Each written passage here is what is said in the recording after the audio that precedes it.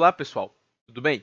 Eu me chamo Lucas Torres e sejam todos bem-vindos à terceira aula de Lógica de Programação, oferecido pelo Programa de Educação Tutorial de Engenharia Elétrica da UFRN, através do Projeto de Apoio Pedagógico.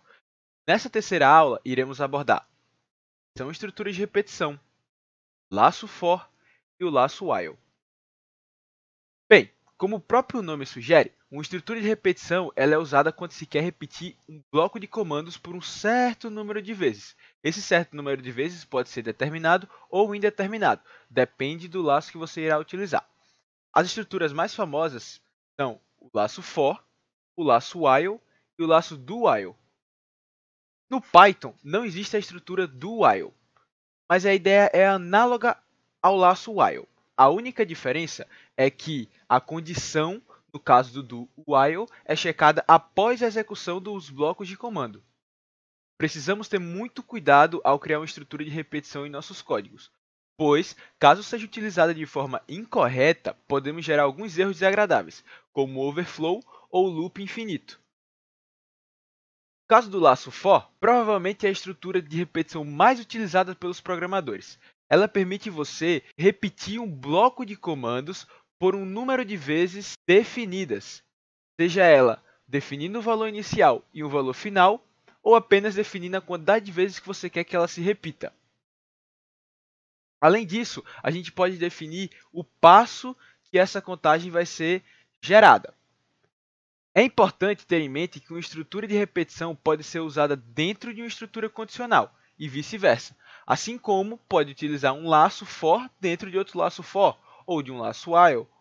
Isso não gera nenhum tipo de problema, muito pelo contrário, veremos alguns exemplos onde será necessário a utilização de for dentro de outro laço for.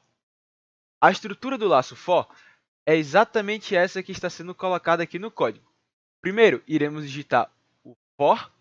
Logo em seguida, iremos criar uma variável contadora, que poderemos chamar do que a gente quiser, colocar o comando in e definir um intervalo numérico utilizando a função range. O primeiro será o valor inicial do nosso intervalo, depois o valor final e, por último, o passo. Nós também podemos utilizar um for para percorrer um string ou uma lista. Vamos para o exemplo. Neste primeiro exemplo, vamos imprimir o valor da tabuada de todos os números inteiros entre 1 e 10. Para isso, vamos criar um primeiro for, que vai definir todos os números de 1 até 10. Logo em seguida, vamos criar um for dentro desse for que já existe, que vai percorrer a mesma coisa, de 1 até 10. Perceba que, para percorrer dos números de 1 até 10, eu tive que definir o valor inicial como sendo 1, e o valor final como sendo 11. Isso porque, quando o número 1 for igual a 11, o for não será executado e pulará para a próxima linha de código. Como, por exemplo, vamos printar essa é a tabuada de 1 a 10.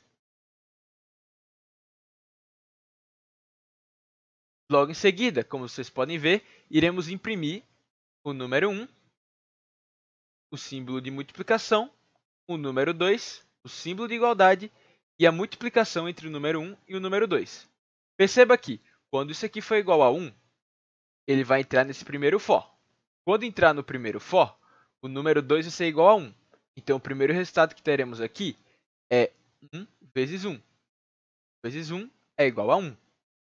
Logo em seguida, ele irá terminar esse loop e vai voltar novamente para cá, só que agora assumindo o valor de 2.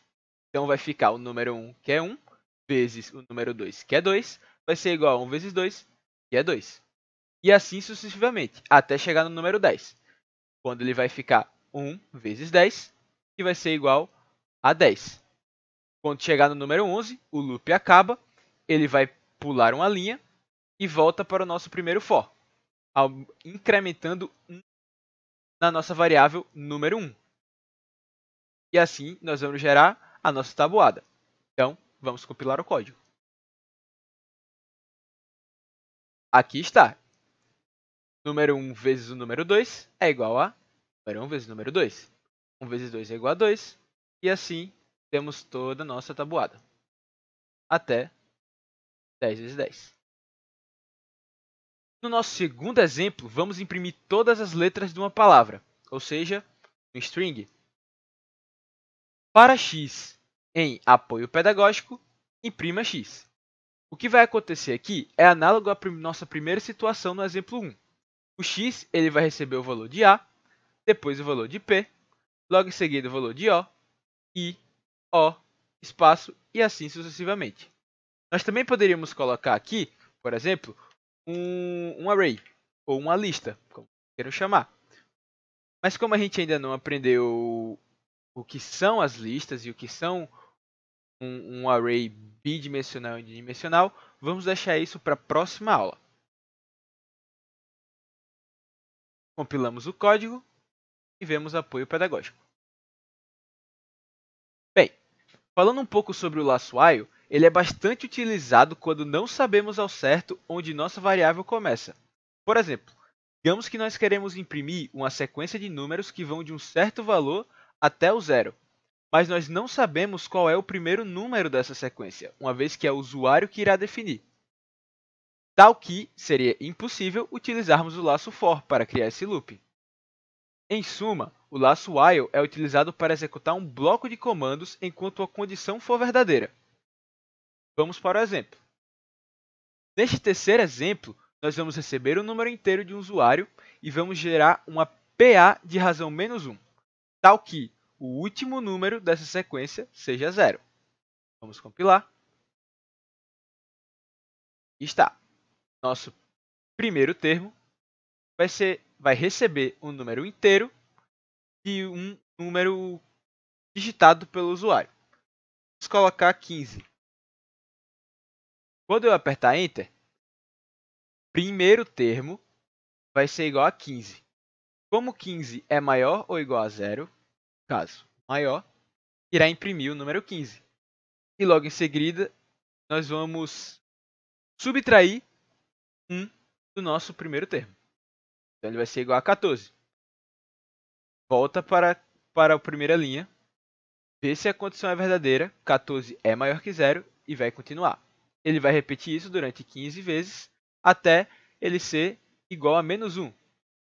Pois quando ele for igual a 0, ele irá imprimir 0, irá subtrair de -1 e -1 não é maior ou igual a 0. Logo o looping vai ser fechado e nós vamos imprimir qualquer linha de código que esteja fora desse looping.